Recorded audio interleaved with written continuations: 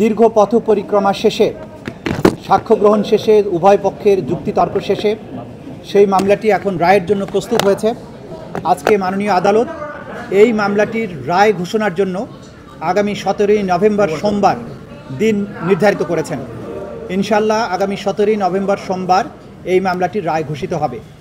এই মামলাটি চূড়ান্ত পর্বে আসার পেছনে আমাদের প্রসিকিউশনের যে সমস্ত সদস্যবৃন্দ অক্লান্ত পরিশ্রম করেছেন তাদের প্রতি, আমাদের তদন্ত সংস্থার যে সমস্ত তদন্তকারী কর্মকর্তাবৃন্দ তারা অক্লান্ত পরিশ্রম করেছেন এটাকে একটা যথাযথ প্রক্রিয়ার মধ্যে নিয়ে আসার জন্য, তাদের প্রতি, ভিকটিম পরিবার, সাক্ষী যারা দিয়েছেন, যারা নেপথ্যে কাজ করেছেন, সর্বোপরি বাংলাদেশের সাধারণ মানুষ যারা এই বিচার প্রক্রিয়ায় আমাদেরকে পেছনে থেকে সমর্থন করেছেন, সাহস জুগিয়েছেন, তথ্য দিয়েছেন এবং ধৈর্য ধরে আজকে এই মামলাটিকে রায়ের পর্যায়ে পর্যন্ত নিয়ে আসার ব্যাপারে ভূমিকা পালন করছেন, সেই গোটা জাতির প্রতি প্রসিকিউশনের পক্ষ থেকে আমাদের গভীর কৃতজ্ঞতা, শ্রদ্ধা এবং ভালোবাসা জানাচ্ছি।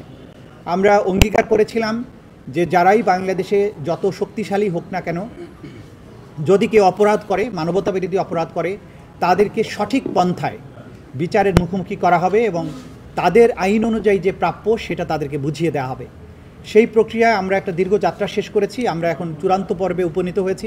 আশা করছি ইনশাআল্লাহ 17ই নভেম্বর আদালত তার সুবিবেচনা, তার প্রজ্ঞা প্রয়োগ করবেন এবং এই জাতির যে বিচারের জন্য আকাঙ্ক্ষা, যে তৃষ্ণা, সেটার প্রতি তারা সুবিচার করবেন এবং একটি সঠিক রায়ের মাধ্যমে বাংলাদেশে সংগঠিত মানবতা বিরোধী অপরাধের একটা ইতি ঘটাবেন এবং ভবিষ্যতের জন্য এই রায়টি ইনশাআল্লাহ দৃষ্টান্ত হয়ে থাকবে তেমন একটি রায় আমরা প্রত্যাশা করছি। সরাসরি যদি কেউ বিচার প্রক্রিয়াকে বানচালের জন্য কোনো হুমকি দেন, কোনো কার্যক্রম করেন, ডেফিনেটলি সেটা আদালতের প্রতি, আদালতের প্রসেস, আদালতের প্রক্রিয়াকে বাধাগ্রস্ত করার শামিল হবে।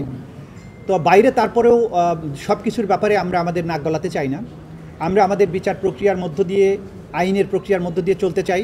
দেশে সরকার আছে, রাষ্ট্র আছে, জনগণ আছেন, তারা সব কিছু ভালো বোঝেন এবং যারা উস্কানি দেবেন, যারা সন্ত্রাস করার চেষ্টা করবেন, সেই ব্যাপারে আইন অনুযায়ী রাষ্ট্রের পক্ষ থেকে পদক্ষেপ গ্রহণ করা হচ্ছে, ভবিষ্যতেও হবে।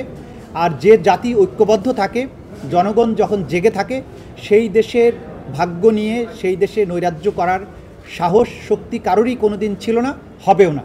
আমরা বাংলাদেশের জনগণের দেশপ্রেম, তাদের প্রজ্ঞা, তাদের ভালোবাসার প্রতি শ্রদ্ধাশীল, দেশের সরকারের বিভিন্ন সংস্থা, বাহিনীর প্রতি আমাদের আস্থা আছে।